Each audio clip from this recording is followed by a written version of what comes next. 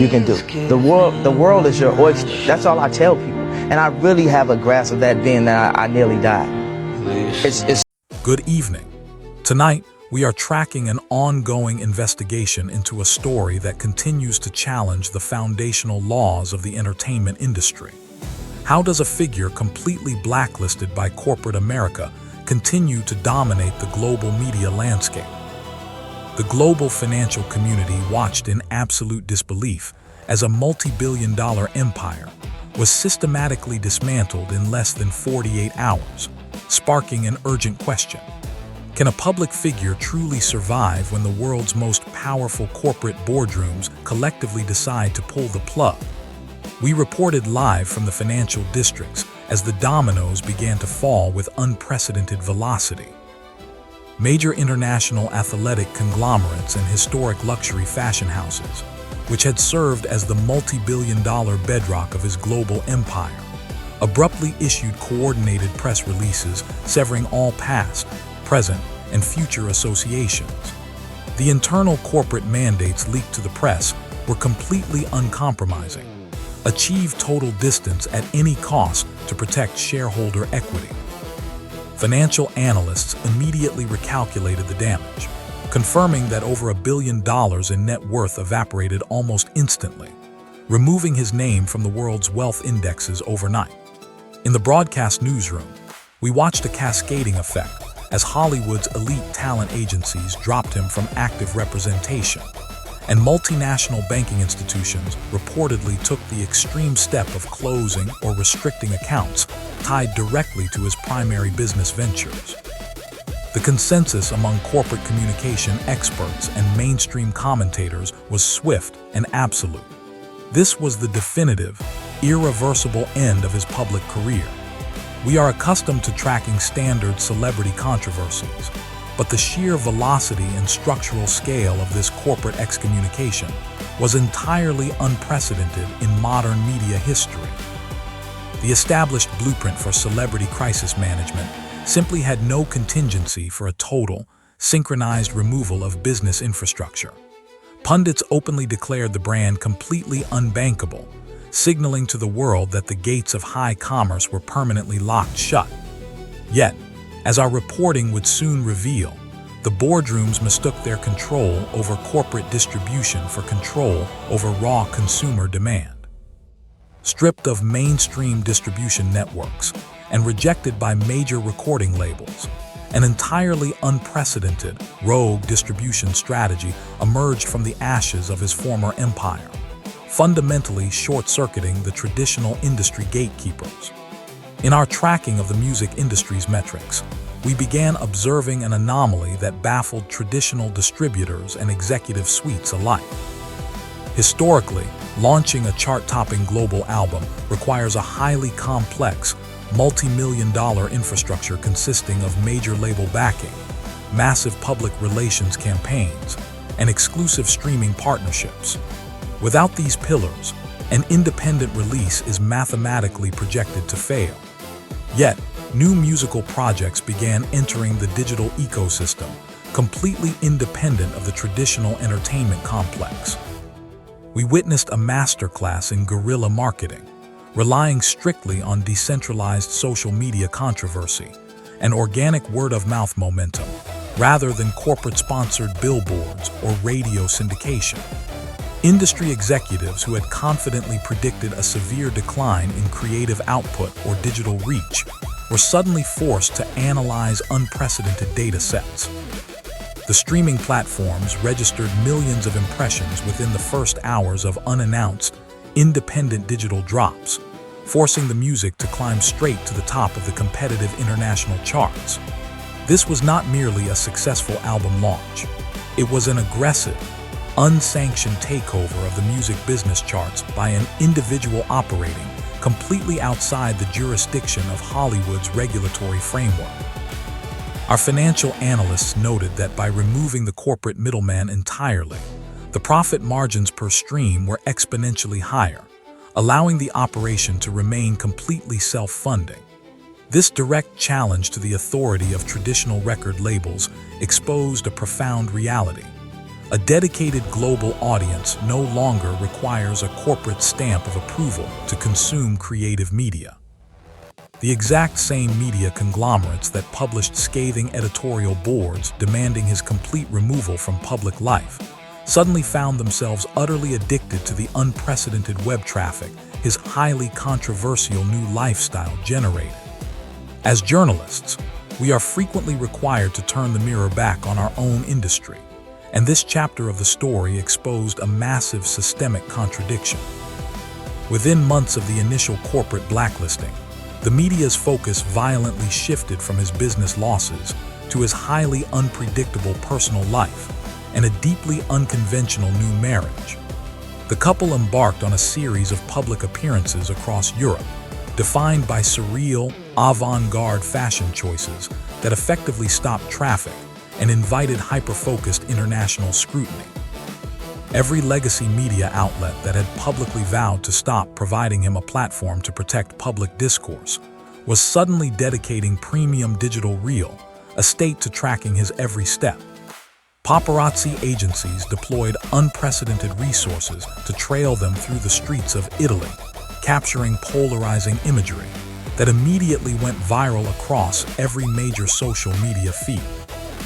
The underlying commercial hypocrisy was impossible to ignore. Editorial boards continued to denounce his character, while their corporate parent companies simultaneously relied heavily on his image to meet their quarterly digital engagement quotas. We analyzed the global search trends and verified that articles detailing his latest public stunts consistently outperformed almost every other traditional news category. This created a paradoxical ecosystem where the man deemed far too toxic for a standard corporate sponsorship was simultaneously treated as the most profitable commodity for the entertainment news machine. The outrage cycle became a self-sustaining financial loop, proving that in the digital era, intense infamy generates identical ad revenue to widespread adoration. Behind the securely locked doors of elite creative studios and prestigious design houses, a quiet hypocrisy reigns supreme as top executives publicly condemn his actions, while privately mining his intellectual blueprints for their own commercial gain. Our investigative team uncovered a deep, systemic disconnect between Hollywood's public-facing moral stance and its hidden creative practices. To the public, any open association with his brand is treated as immediate career suicide, with public relations representatives fiercely monitoring their clients to prevent any proximity to his circle. However, off the record, multiple active industry insiders paint a vastly more complicated picture of his ongoing influence. We discovered that the stylistic innovations, architectural concepts, and raw audio production techniques he pioneered remain heavily circulated on internal mood boards and design meetings across the entertainment capital. Top-tier fashion designers continue to subtly incorporate the distressed, utilitarian, and minimalist aesthetics he popularized into their mainstream retail lines, while commercial pop music producers routinely utilize the specific, pitch-shifted vocal manipulation techniques he spent decades perfecting. It remains one of the entertainment world's most guarded secrets. The establishment genuinely despises the volatility of his public persona, yet they remain completely incapable of organically replicating his visionary creative pace. He functions as an uncredited, phantom creative director for a multi-billion-dollar system that officially refuses to acknowledge his existence. Our production sources confirm that discarded concepts from his independent archives are routinely salvaged, sanitized, and repackaged for mainstream commercial consumption. This silent extraction of creative value reveals a ruthless industry truth. The system happily exiled the individual, but they quietly kept his ideas. While the public remains heavily distracted by the theatrical nature of the music and fashion releases, a chaotic web of severe legal challenges and intense internal accusations threatens to destabilize what remains of his private enterprise. Beyond the relentless flashbulbs of the paparazzi and the triumphant independent chart numbers, Our ongoing legal reporting has tracked a far more turbulent reality operating deep in the shadows of this empire. The public narrative rarely captures the sheer volume of intensive litigation and organizational chaos taking place behind closed doors. Over the past several cycles, a series of intense accusations surfaced from former staff members, high-level contractors, and former inner-circle business partners, painting a deeply volatile picture of day-to-day operations.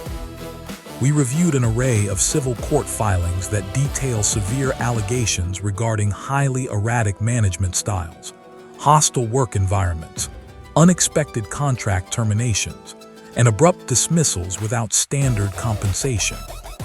To navigate this constant, high-stakes legal minefield, specialized defense teams have reportedly orchestrated a sequence of quiet financial settlements and strict non-disclosure agreements, calculated specifically to prevent the most damaging operational details from surfacing in mainstream courtrooms. Corporate litigation experts we consulted emphasized that the sheer volume, frequency, and severity of these workplace disputes would have permanently bankrupted or entirely dissolved any standard commercial entity. The internal management infrastructure required to continuously suppress this level of litigation is immense, consuming vast financial and mental resources that would otherwise fund creative ventures. Former corporate insiders describe an environment defined by extreme operational shifts, where long-term loyalty is rare, and the constant threat of a legal accusation surfaces on a regular basis.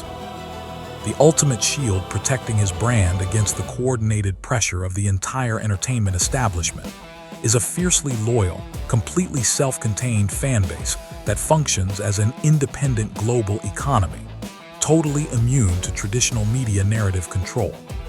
As we bring our investigative broadcast to a close, we must look at the foundational mechanism that allows this unprecedented survival story to exist against all mathematical odds. The economic data gathered by our team confirms a startling conclusion. He is no longer operating as a standard celebrity subject to public relations cycles. He has successfully transitioned into a completely insulated, self-sustaining economic force.